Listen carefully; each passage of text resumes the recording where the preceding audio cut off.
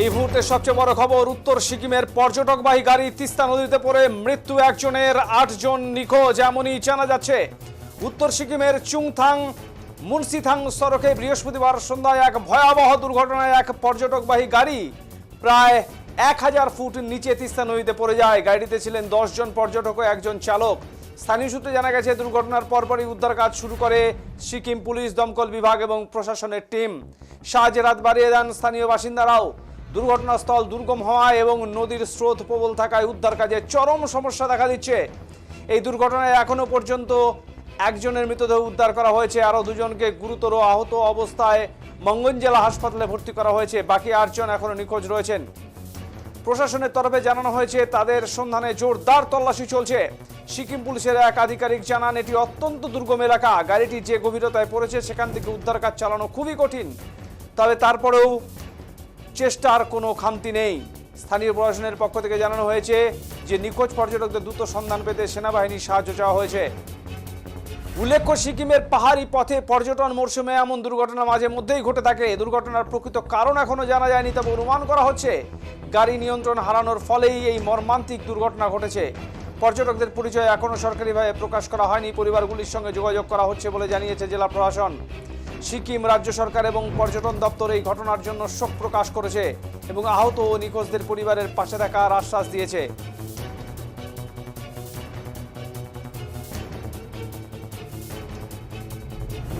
এই মুহূর্তে যে খবর আমাদের কাছে এসে পৌঁছলো, এই মুহূর্তের খবর, ওড়িশার জাটপুর বিজেপির সাধারণ সম্পাদক সহ তার স্বামী এবং 2 ছেলের মৃতদেহ উত্তর সিকিম ভেচিলের দুর্ঘটনায় উদ্ধার হয়েছে।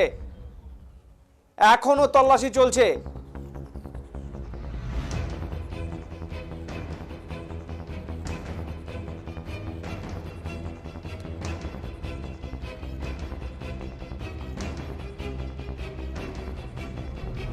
এই মুহূর্তে শিলিগুড়ি থেকে রয়েছেন আমাদের প্রতিনিধি ঋত্বিক, তার সাথে যোগাযোগ করবার চেষ্টা করছি। ঋত্বিক, ঠিক কি ঘটনা ঘটেছিল, বর্তমানে কি পরিস্থিতি, যদি বিস্তারিতভাবে তুলে ধরো।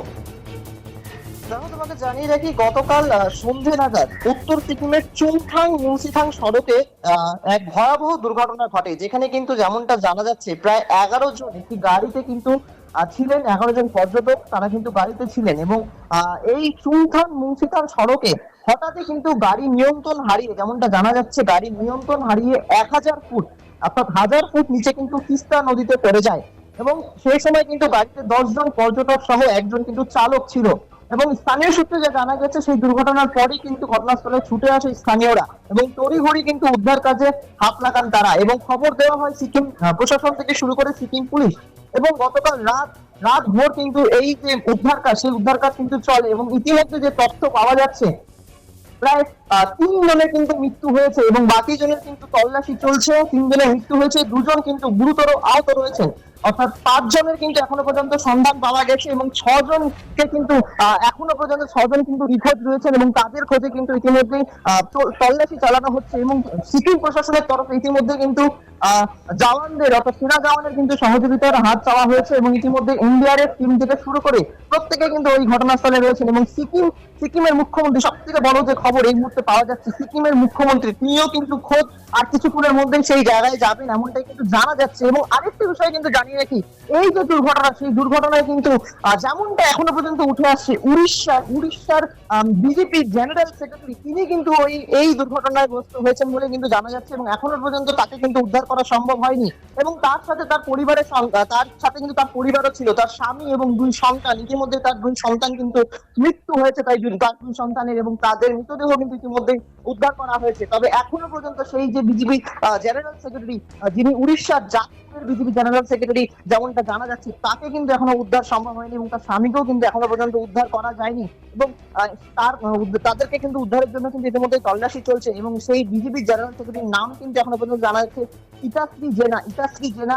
তিনি কিন্তু নিখোঁজ রয়েছেন। তিনি কিন্তু সিকিমে গিয়েছিলেন এবং সপরিবারে গিয়েছিলেন। ইতিমধ্যে তাকে এবং তার স্বামীকে এখনো পাওয়া যাচ্ছে না, তবে তার 2 সন্তান ইতিমধ্যেই মৃত অবস্থায়, তাদেরকে কিন্তু উদ্ধার করা হয়েছে এবং যুদ্ধকালীন পরিস্থিতিতে বাকি 6 জনের তল্লাশি কিন্তু ইতিমধ্যে চলছে।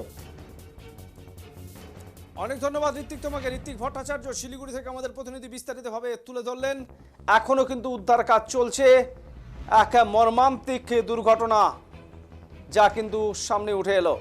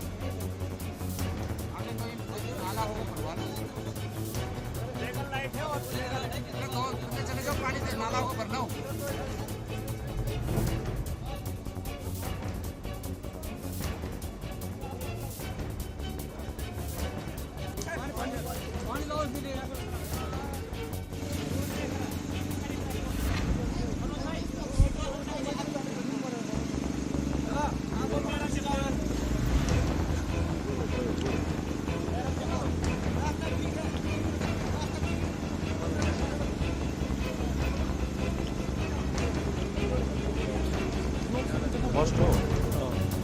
Oh, first row. Get out of back.